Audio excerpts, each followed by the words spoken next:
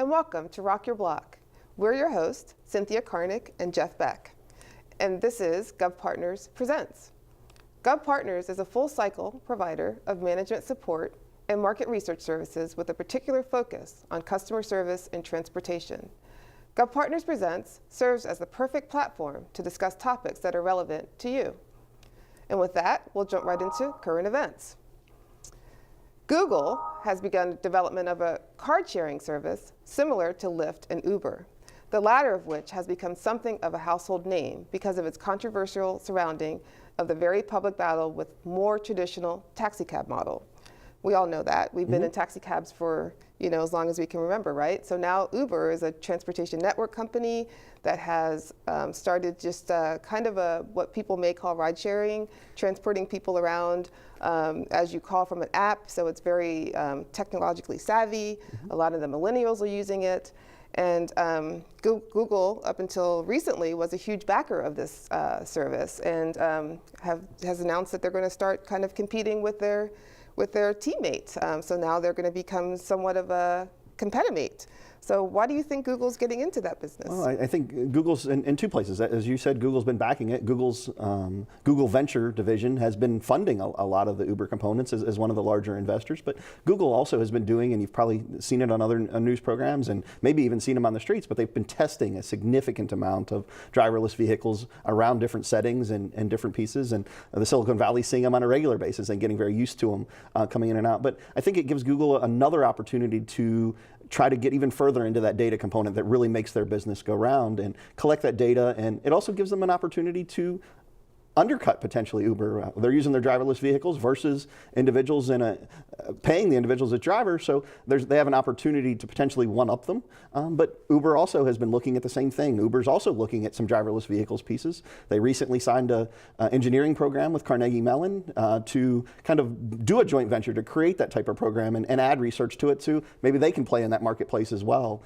So it's an interesting component to see how they're going to go back and forth. And two pretty large organizations, Google obviously a big titan of industry, so it's going to be interesting to see how those can continue to component. It will be interesting. It's so will that put Google in the transportation industry, or will they still remain in the technology industry? I think there's going to be some blurring of lines. If Uber and Lyft and some of the others haven't already blurred some of those lines, there's going to be more of those. And Google's really in the data industry, so wherever they come and different pieces, they're going to continue to cross different industries because that data is all important. Yeah. Well, interesting. Next in the news, there was a bit of a scare at LAX in February when a Southwest Airlines pilot reported a remote-controlled drone flew over a commercial aircraft at 4,000 feet. In recent years, the use of private drones has expanded greatly. While the FAA has been attempting to better regulate the use of the personal aerial crafts, near collisions and other incidents have been on the rise. So there was an interesting dialogue between the pilot and the controller when this drone incident occurred. And the pilot reported, hey, there is just one of those radio-controlled helicopter things that went right over the top of us at 4,000 feet. The controller, over the top of you at 4,000 feet, roger that. The pilot, one of those remotely controlled deals. The controller, gotcha, a drone. The pilot, yes, a little bitty one, was red in color. So I'm not sure that the air traffic controller is used to having that type of reporting from a pilot at 4,000 feet. And I know that the FAA has been working on some regulations on how they can control these airspaces to have them kind of coexist with other aircraft. So they've instituted a notice of proposed rulemaking, which has some of the rules are small unmanned aircraft may not operate over any persons not directly involved in the operation. What do you think that means? I'm not sure. I mean, I don't know if it's different than a little kid playing with a remote control helicopter, or if it's taking the next step. And part of that is it going over an individual? Is it allowed to go over a house? At what point is the balance? And some of those questions will come out in the rulemaking, I'm sure. But it also is this FAA piece setting the aviation industry in the U.S. back compared to some other countries where they've already started doing some drone components with deliveries. DHL's doing some delivery services in other countries. Amazon Air is already testing in some of their delivery package components in other places. You've also seen some things with YouTube pieces and other things where Domino's has done some maybe promo type things more than actual deliveries. But where are those deliveries going to come, and what types of things are going to, how is that going to interact? And we just talked about driverless vehicles. Those two items eventually are going to be interacting with our businesses and us individually at our homes. What the timetable for that is really a question, and how long down the road is that? Yeah, it should be interesting. Hopefully the FAA will get some rules in place that will kind of transfer over to the driverless vehicles once we get further into that, which we'll talk about later on in the show when we have our guest. But we are actually going to take a short station break and return with our co-host Jeff Beck and our guest Nick Ramfos, who is the Director of Alternative Commute Programs for the Metropolitan Washington Council of Governments. Stay tuned. GovPartners Presents a brief history of TNCs. So what is a TNC? It's a transportation network company which allows users to connect with non-commercial drivers through an online platform. Popular examples include Uber and Lyft. So what's the big deal? TNC popularity has grown substantially, which has led to a steep decline in business for the taxi industry. So what does this all mean? While continued growth is expected, many TNCs are facing problems such as lawsuits and regulatory issues, and only time will tell what the future holds for the industry. Welcome back to GovPartners Presents on Rock Your Block. Today, Nick Ramfos joins us from the Metropolitan Washington Council of Governments, here to discuss TNCs, better known as transportation network companies, and the role they've come to play in the marketplace. Welcome, Nick. You recently were a keynote speaker on this topic at our last transportation event, TNC's The New Cab, and provided insight on ride-sharing, ride-hailing services such as Uber and Lyft, and how they have garnered a significant amount of attention over the past few years due to various issues, including battling with kind of the old guard, the taxi industry and limo industries. I want to talk to you a little bit about that. When we first jump in, though, I'd like to know a little bit more about your current role with Metropolitan Washington Council of Governments and the organization's role as a whole in the region. Yeah, well, the Council of Governments is a nonprofit association that brings leaders and elected officials together to basically tackle major issues for the region. So whether it's transportation, the environment, public safety, health and human services, it generally will go through the Council of Governments because we are looking at the District of Columbia, Northern Virginia, as well as Maryland. So as part of that, transportation is a large component, and so the program I direct is under the Alternative Commute Programs. It's called Commuter Connections, and our main goal is to basically encourage people to use alternative forms of transportation. So whether it's hopping the metro or getting on a commuter rail or on a bus, commuter bus, in a carpool or a van pool, or working from home, bicycling, walking, that's really what it's all about, because as you know, we have limited infrastructure, and we have lots of folks trying to use that infrastructure at the same time, so our main focus is to try and lessen the demand on that roadway system. Fair enough. So basically trying to move some of those cars off the roads and into other functions and minimize the traffic impact on a regular basis. That's right. Very good. What type of transit growth and change have you seen in your time with the Metropolitan Washington Council of Governments? Well, we've definitely seen an influx of folks moving into the region, and that's going to continue out to the year 2040. We have forecasts that go out that far, so we've definitely seen an increase in the use of transit. We've seen an increase in the use of telework as an option. Bicycling has exploded, particularly in the inner core area, and carpooling has kind of kept on it's been kind of a flat rate, but the population is increasing, and so the percentage has stayed the same, which means it has increased as well. So we have, we're very fortunate here because we have, a really great infrastructure when it comes to HOV lanes as well as transit options, and a lot of other urban areas and metropolitan areas don't have the options we have. So, for instance, we rank third in the country for transit use, right after New York and San Francisco. And then we also rank third after Houston, LA, and Dallas in carpooling. So we have lots of people using these particular modes. And out of 3 million daily commuters, we probably have at least over half using some type of, of those modes. So it's a very robust system. And we want to continue down that path because bottom line is that our infrastructure is not going to grow. The money isn't there, and we basically have to maintain what we already have. And there'll be some growth, but it's not going to be huge. But the growth in population and jobs is going to continue. And is that population coming in from further and further out from the city that's impacting it? And we have commuters coming as far away as places as Pennsylvania. Wow. We have folks coming down from southern New Jersey into the Baltimore region. We have folks coming from West Virginia. We have folks coming up from Richmond. And so, yeah, the commuter set is very large. Eastern Shore in Maryland coming in. So it does continue to grow. So a significant footprint that you have to deal with on a regular basis. Absolutely. Very good. How do you define ride sharing, and how does it fit in with the current TNC impact and technology as a whole impacting the transit industry? Well, that's an interesting question because there are legal definitions of ride sharing, okay.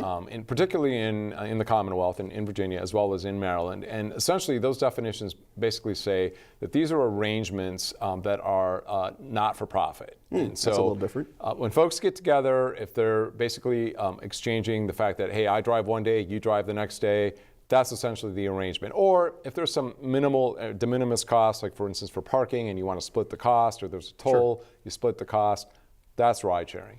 Now the interesting thing is that a lot of these TNCs have what I would call hijacked the term ride sharing, and so I think that's causing a little bit of confusion, and I would say more on the part of the folks who are running the traditional rideshare programs that, wait a minute, this really isn't ride sharing because a lot of these TNCs are charging.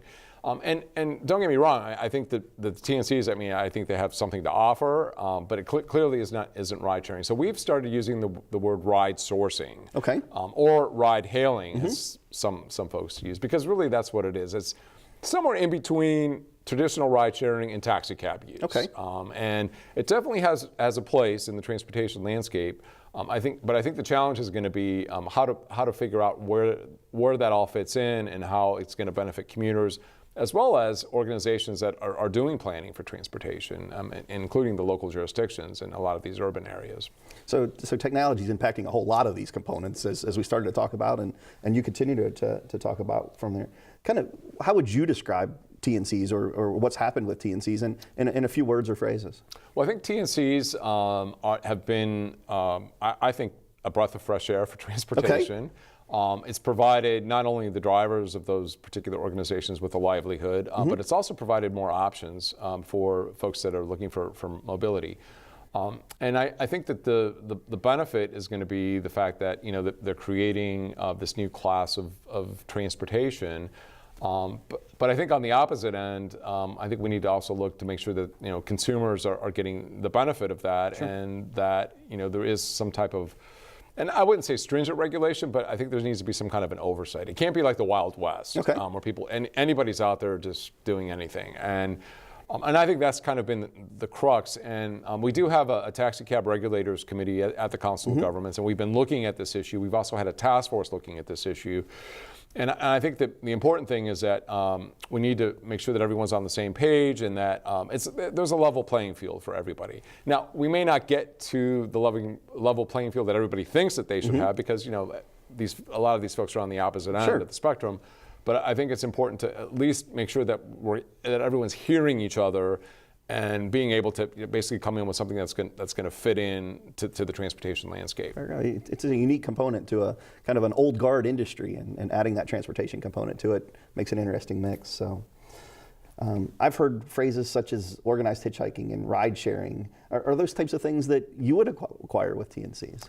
I think I think it's a little bit of a stretch, because essentially what it is, it's basically somebody calling up, and rather than picking up the phone, you're using your smartphone, which we all do more in every day anyway. And there's an app, and you essentially are basically dialing in and asking for a ride, and you're paying for that service.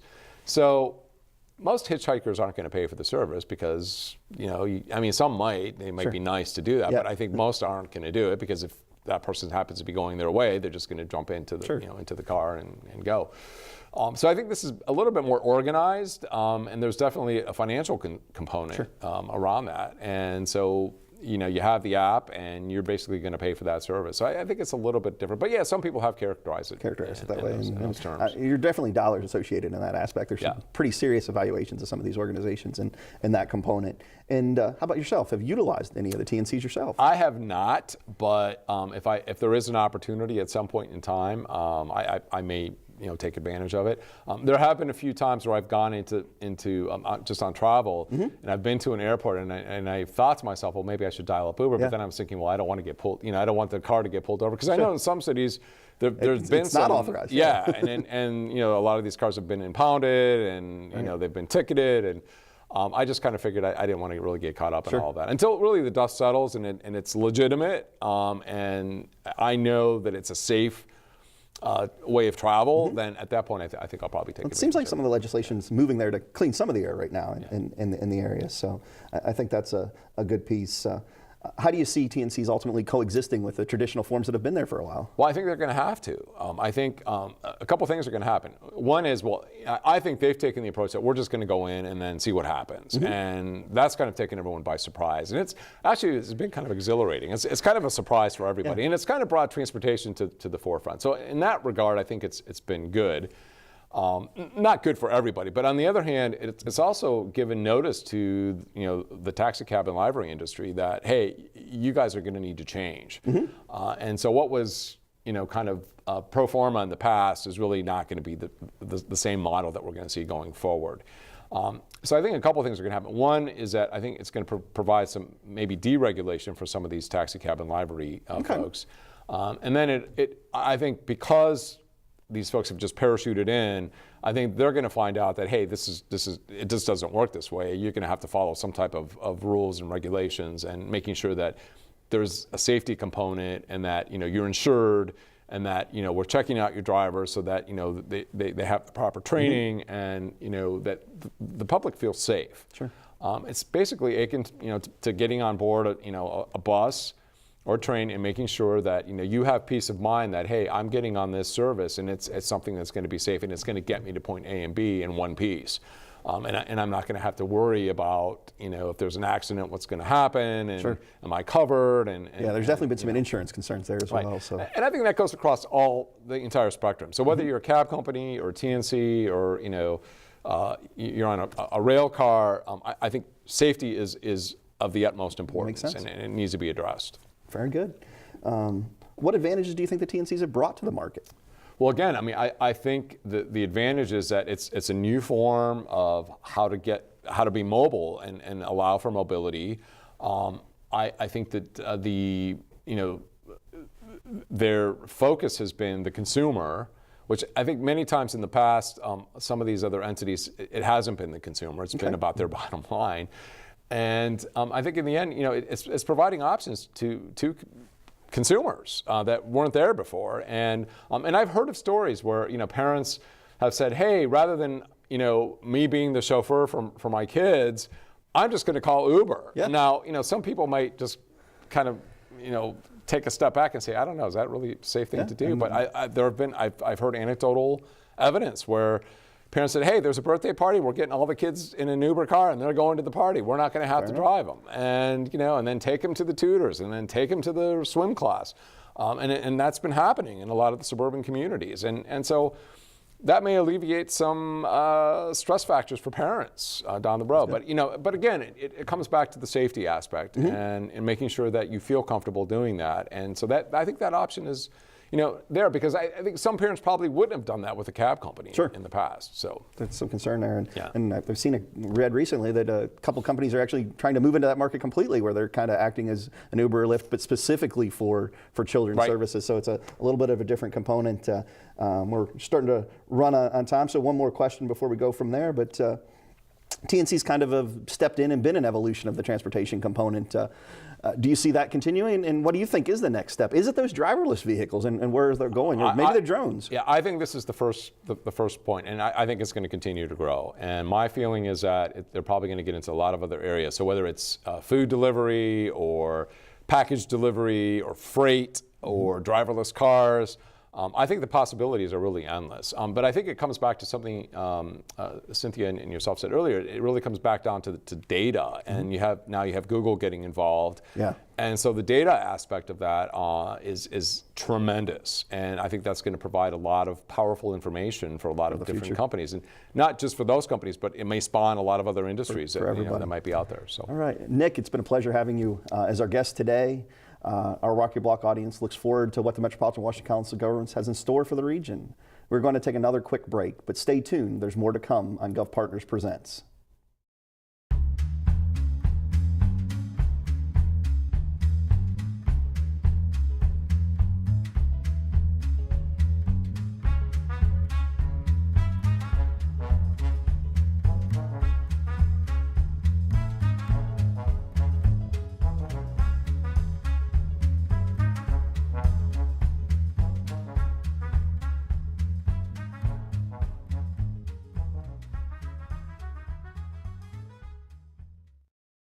Welcome back. Our next piece is what we like to call crazy news. In this segment, we find stories from across the world related to transportation, ranging from intriguing to the absurd. So it's about to get a little crazy. First up, Ryanair. The Irish airliner was recently fined almost $800,000 for allegedly running customer service lines that charged premium rates but rarely resolved customers' problems. The fine is a setback for Ryanair's attempts to improve its reputation for customer service through its 3-year Always Getting Better program. The goal of such moves was famously summed up by the company's CEO, Michael O'Leary, when he said the airline had to stop unnecessarily pissing people off.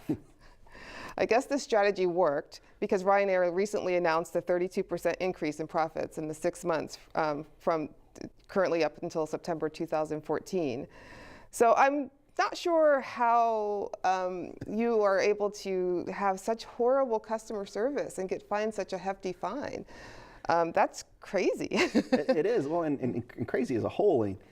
Charging to stand in line for customer service, or standing to wait or hold on your phone. We've all done that at one time or another to have a conversation with a business, and it seems very odd to be in a situation to charge for that, and I guess that's where the fine comes from. But is this increase in profit from being able to charge for that factor? It might be a new revenue stream for some of these other companies that have some bad service. They can just charge to get in line to improve your service instead of going through. It's a very different aspect. It's one that I've never heard of before. Yeah, interesting concept.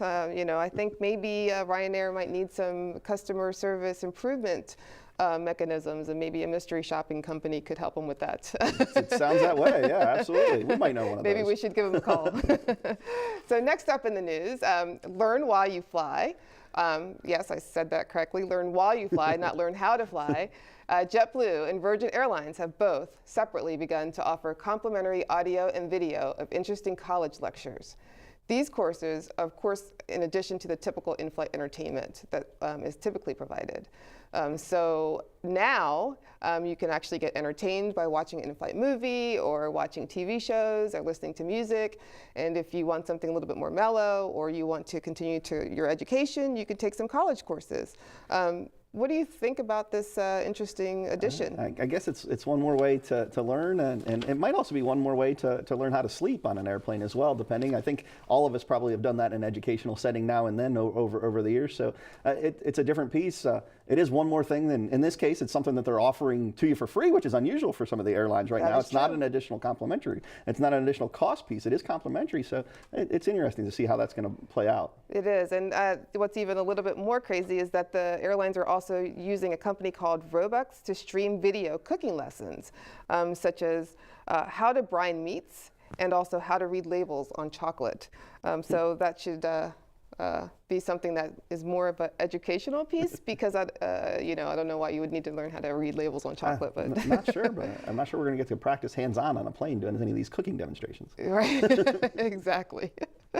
So that is a little bit of our crazy news. So we'll be closing this segment of GovPartners Presents. Next up on our next segment, we will have a company called Curb joining us, and they will give you their take on industry happenings.